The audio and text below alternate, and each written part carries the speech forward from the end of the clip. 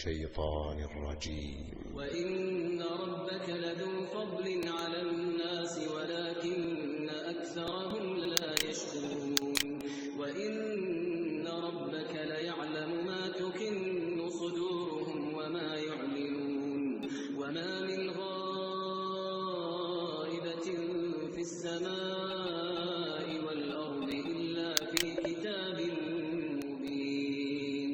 إن هذا القرآن يقص على بني إسرائيل أكثر الذي هم فيه يختلفون. وإنه لهدى ورحمة للمؤمنين.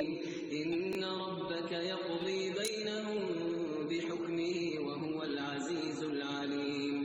فتوكل على الله إنك على الحق المبين. إنك لا تسمع الموتى ولا تسمع الصم الدعاء إذا ولوا مدبرين.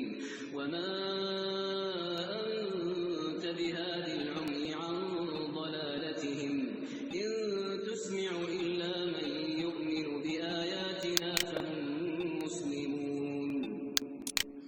وإذا وقع القول عليهم أخرجنا لهم دابة من الأرض تكلمهم أن الناس كانوا بآياتنا لا يوقنون. ويوم نحشر من كل أمة فوجا ممن يكذب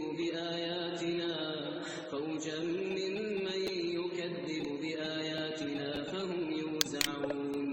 حتى إذا جاءوا قال أكذبتم بآياتي ولم تحيطوا بها علما أم ماذا كنتم تعملون.